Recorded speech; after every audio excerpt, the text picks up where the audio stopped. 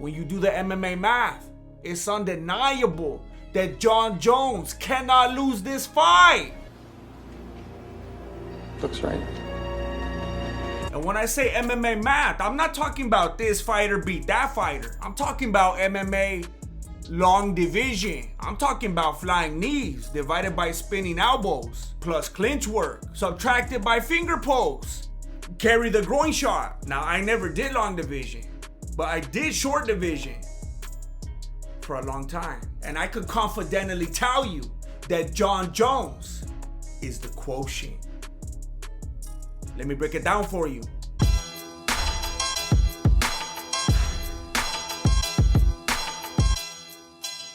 What's up, everybody? My name is Jesse, and I'm the founder and grandmaster of MMA, Mexican martial arts. And this video was sponsored by the Ridge Wallet. And I know you're eager, but more on that later. I want to let you know up front that I am not a Jon Jones fanboy. He's not just a dirty fighter, he's a dirty man. I've never liked him. I've never rooted for him. Jones, let go. No, Gustafsson, you gotta move. It's gonna end right now. You gotta move. It's gonna end. What are you It's doing? gonna end. Move. No! Gustafsson! What are you doing? Oh, yeah! Jones! Dirty Bones Jones!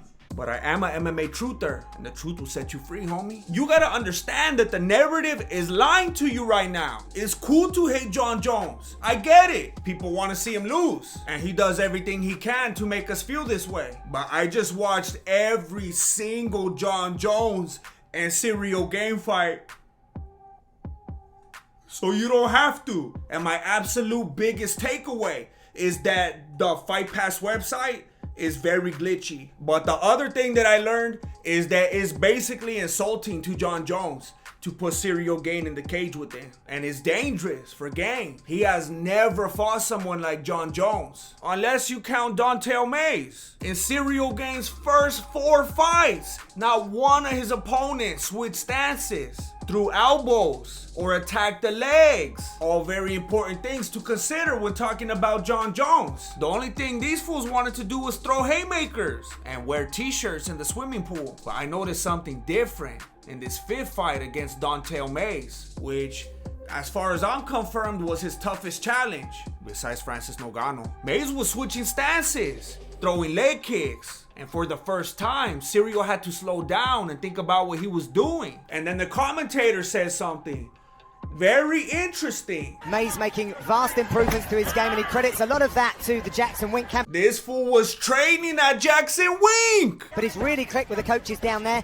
and with Jon Jones, who he does a lot of tape study with. He was homies with Jon Jones. And when you watch the fight through that lens, it's obvious that Mayes was mimicking Jon Jones, or at least trying to. And Paul Felder confirmed it. I don't know where he's picking that spinning stuff up, but it's not his style. I feel it doesn't suit him. Clearly, Mayes is no Jon Jones, but you can't ignore how well he did with the cheap imitation. There's only 3 fighters who went farther with Ciryl, besides Ngannou: Boser, Rosenstrike, and Volkov. And none of them were more competitive than Mayes. Boser was light on his feet and stayed active, but it was like a glorified sparring session. Gane coasted, knowing that he was landing more and that his strikes were more powerful. Rosenstrike is basically Derek Lewis. Gane was trying to play it smart and not get caught with that equalizer, so he bounced around the whole time, as Rosenstrike stood there looking like Frozen Strike. Volkov did nothing but throw leg kicks. Every time he tried to close the distance, Gane touched him up, so he moved back and threw more leg kicks. Leg kicks are necessary against someone like Gane, but it can't be the only thing. You can't just try to leg kick that fool to death. He was a Muay Thai fighter. That's like trying to insult somebody who's dead inside. Mayes also had the longest reach from all of Gane's opponents, besides Ngannou. And Jones has an 84.5-inch reach. Can you imagine what would happen if the dude that Mayes was imitating, who could actually do the moves correctly, was fighting Ciryl? That would be like if Khabib fought Volkanovski and actually won the fight. And I understand that for some of you, what I'm saying is very difficult to accept. But it's not as difficult as living an unorganized and inefficient lifestyle.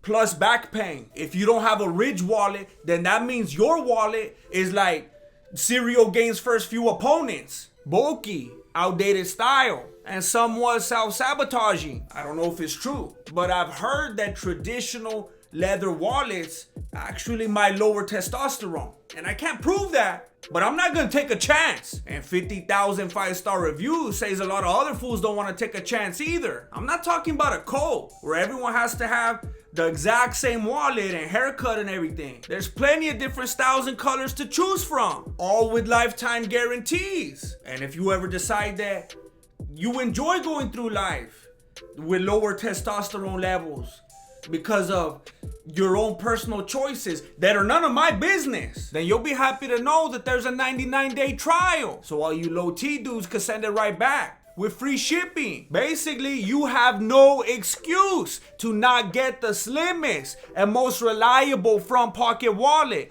that holds up to 12 cards and your cash. Just go to ridge.com/Voto and put in the promo code VOTO for 10% off. Everyone is doing it. Let me give you a quick rundown of all of Gane's pro MMA fights. The first 4 fights were out of shape headhunters. Dontel Mays hit him with the most creativity, which confused him and threw him out of his rhythm. Tanner Boser was a sparring session. JDS fought like the first 4 dudes, although it should be mentioned that he took shots to the back of the head. 10 out of 11 of Rosenstrike's wins were knockouts, so Gane was very careful. This was Lewis versus Nogano all over again. Jon Jones even tweeted about how boring it was. Volkov was either trying to condition Gane's legs or his own legs. Derek Lewis was Derek Lewis, although, again, shots to the back of the head. Nogano was the first dude that didn't have any respect for Gane, and that threw him off. He was also the first person who cut off the cage against Gane, something that Jon Jones does very well. He's also the first person to kick his knee, which he only did once. Jones does this a lot, and he could completely immobilize Gane's style by doing so. Nogano's the first person to implement a takedown strategy against Gane, which he did very successfully, and he barely even started working on takedowns. Jones has been doing this since long before he had a criminal record, and Nogano didn't know what to do when they were on the canvas. Jones has some of the best ground and pound in the game, plus submissions. Jones would have crucifixed him right here. Nogano intimidated and ragdolled him for the win without switching stances, throwing elbows, or attacking the legs. No ground and pound. No submissions, no creative and unexpected attacks. Imagine what Jon Jones would do to him. Imagine if we had like MMA, but you could take PCP. Gane didn't look like the same man against Tuivasa. He looked traumatized from the get. Tuivasa wanted to take his head off like those other dudes, and he almost succeeded. No one else had ever done this to Gane, not even Nogano, which shows what kind of mental state that loss torpedoed him into. Tuivasa also made use of some really good leg kicks,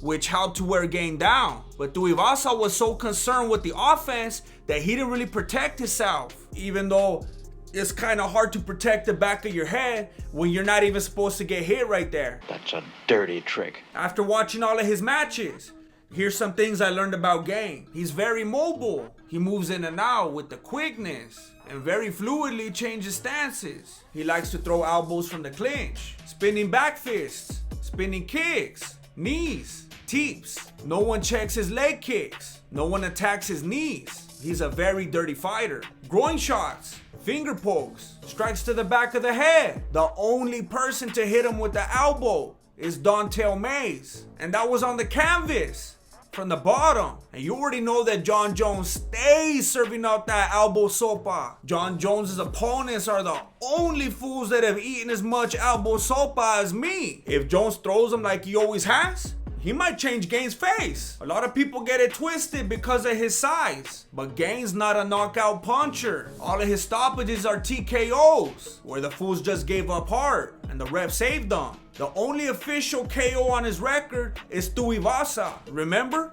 That one where he hit him on the back of the head? And apparently it's become a problem that he's too nice. His coaches have actually been telling him that they want him to hurt his training partners so that he could learn how to get meaner. They want him to finish them. No one has ever told Jon Jones that he needs to be meaner. Expect some very malicious, violent things to happen. I just watched all of his fights. And again, I don't like that fool. But the fight IQ is astounding. Ciryl Gane has never fought anyone with even close to the fight IQ of Jon Jones. Don't let the bias rewrite history. Francis Ngannou did not look dominant against Gane until he started taking him down. And then he didn't know what to do. The creative, unorthodox, unpredictable style of Jon Jones is something that the UFC has never seen. It's like if Anderson Silva knew how to wrestle. Here's what I learned about Jon Jones. He's an opportunist, as are most criminals.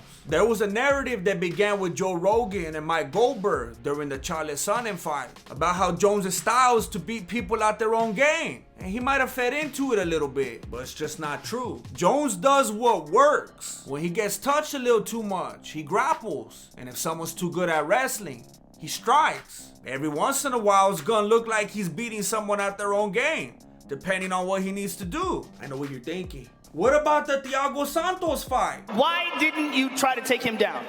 I felt like I was winning. He simply didn't think he had to waste his energy wrestling. He wasn't trying to prove a point. Something else to consider about Jones is that his legs have never fully been tested. So that might be the Ciryl game plan. Jones's legs basically went completely untested all the way up until his fight with Santos. But then Santos hurt his knee early in the second round, and Jones still couldn't even walk after the fight. Imagine if Santos hadn't got hurt. Jones said that was a hole in his game and that he would work on it, and he did. Reyes tried to implement a leg kick strategy, but Jones kept checking him, and then Reyes gassed out. Gane could try attacking those legs, and I don't think he's gonna gas out, but he'll risk Jones grabbing onto his leg and taking him down. And if Gane couldn't handle being on the ground with Ngannou, he doesn't want to go there with Jones. I know that Jones hasn't been in the octagon for over 3 years, but he never stopped fighting. That fool's been fighting his demons, and clearly he's traded in a